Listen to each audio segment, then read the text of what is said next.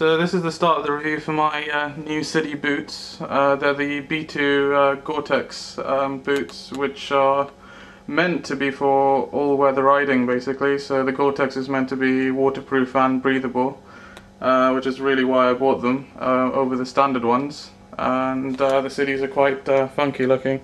So this is the box that it comes in, pretty standard. You're probably not interested in that. If I just put this down and open it. Okay, so this is how they appear. Obviously you're not really interested in the packing. You're more interested in the boots themselves. So that's what I'm going to do now. So grabbing hold of the boot. When I tried it on in the store, they were actually quite snug, which is probably what you want in a boot. Not too much play, otherwise it's probably more uncomfortable if they're too big. So I've got the size 43s European, which is I think is about 9 and a bit, standard UK size. So we'll start from the bottom, which is just the sole of it. It looks just pretty normal and bland, to be honest. And what I'm more concerned about is this lining here, which attaches to the sole to the bottom of the boot. That, with any shoe, is always going to be the one which normally wears out and peels off. The sole itself looks okay. It's got quite a rigid heel. Bearing in mind this is my first sort of big leather boot, I don't really know what to expect, but wearing it seems fairly comfortable. So obviously got the reinforcement for the gear change lever. The one on my old boot, fairly budget, where it was the first thing which was actually peeling off. So I wanted to make sure this one was actually up to standard. So that's the reinforcement. You also get fairly good protection on your heel, so it's pretty rigid. Plastic here. You get some good detailing of the Sidi logo, and also on the outside of your foot. You get some. I think these are called toe sliders, and these can be adjusted as well. I feel pretty chunky. Probably not going to use it that much, as I said, because I use it for sort of commuting. Just wanted a general purpose boot which is going to be good, and it looked quite nice. You got quite solid reinforcement on your ankles, and this sort of nifty sort of Sonic the Hedgehog looking contraption at the back here. Again, probably just adds to the look, but it also probably serves as quite good support for the back of your Achilles and so on. Again, Sidi logo, quite a nice touch with the Sidi logo up here. And if I rotate around, you get another sort of less reinforced but still important inner. I think it's the inner. Yeah, it's the inner ankle support, and again, quite a substantial sort of shin support here as well, and the familiar Gore-Tex logo. So as I said before, the material is meant to be waterproof as well as breathable, which I'll be testing out and reviewing later. So that's the outside of the boot, so the bottom, that's what it looks like. So it opens up just as a Velcro strap initially, which is quite good from the bottom and the top. If I can undo it. So it's got sort of two-piece sort of Velcro fit on it. And obviously the main fastening is actually the zip, and unlike my other boots, these actually just go up to sort of just over your ankle, well, just more than the ankle, but sort of halfway up your shin. And I find that's quite useful because when wearing them, this is the bit that sort of hugs around your foot, and it feels more like a shoe rather than a really big boot, but you get the extra protection of the boot. So that's the zip fastening.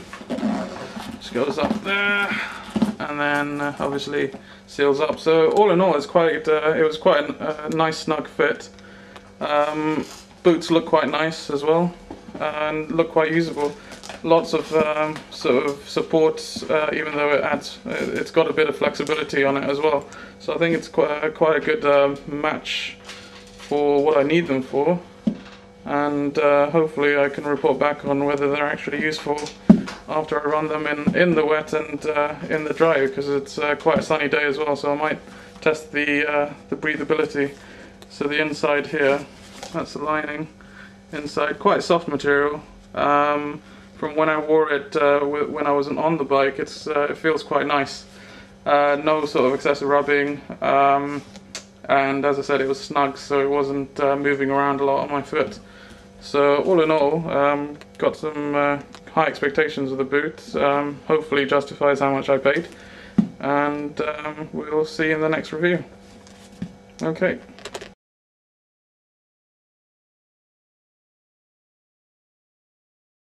In addition to my review of the Sidi Goretex, what I thought I might do is actually compare my old boot, which it's replacing, which is the sort of generically branded Probiker normal ankle boot. Oh, it might not be an ankle boot actually, but yeah, that's the size of it. It goes up to my shins. Just to see where the price makes a difference, really, because I bought these for about 65 quid as I first started biking, and that was about nearly a year ago. And obviously I've now bought these Sidis, hopefully so they last a bit longer. And you can see this isn't really excessive use, but I normally use it for daily commuting. And you can see the reinforcement on the for the gear shift part of my foot has already ripped. Not that I use it excessively and so on, but yeah, it's already ripped. The line has come off, and it's actually a pain because it sometimes the lever gets caught in here, and you got to sort of move your foot around just so that you can click up gears properly. So all in all, that wasn't very good. The main thing that stopped me using the boot is actually the zip, which you wouldn't consider that much, but the zip actually just catches somewhere here and stops me getting the boot off in a hurry, which does become a nuisance when you're spending about 5 minutes just taking the boot off when you come indoors and so on. Something else I wanted in a boot is just so I can undo the zip and just walk around instead of having to carry replacement footwear. All in all, it seems to, apart from that, it seems okay. Obviously not expecting the same quality as the Sidis, which are nearly 3 times as much in price, but you get what you paid for. So this is the Probiker, and as I said, it's not even waterproof. I had to put some special waterproof spray on it, which seems to have done its job, especially in wet weather, but obviously not intended for water. Sort of wet riding, I should say. But yeah, they've coped fairly well.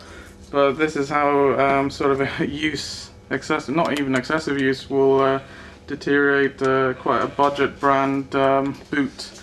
And I'm hoping for better with the Sidis. Okay. Something else I've noticed is the wear on the actual heel, which can sometimes be important. You can see the tread on the Probiker is actually just worn most of the points where I actually put my foot down, and in traffic and so on. And you can see, I don't know whether it's clear, but the material itself is composed of some other sort of recycled stuff. So I don't know how good quality that was, but you can see that budget stuff, this is what's bound to happen, and even more use will probably mean that it'll start flaking or whatever, which isn't good, and then you start getting pits and holes in it and water coming up through it, so not ideal. I'm hoping that the Sidis are sort of made from better quality than that, and as they wear, they should still sort of maintain integrity. It's really quite sort of strong, sort of flexing. I think that's a good impression I'm getting, in that they'll support your foot in case of an off.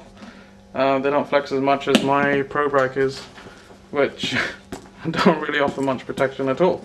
So you can see here, so it's sort of a balance between sort of absolute comfort and protection when you actually need it, which you also need to consider when getting these boots. Okay.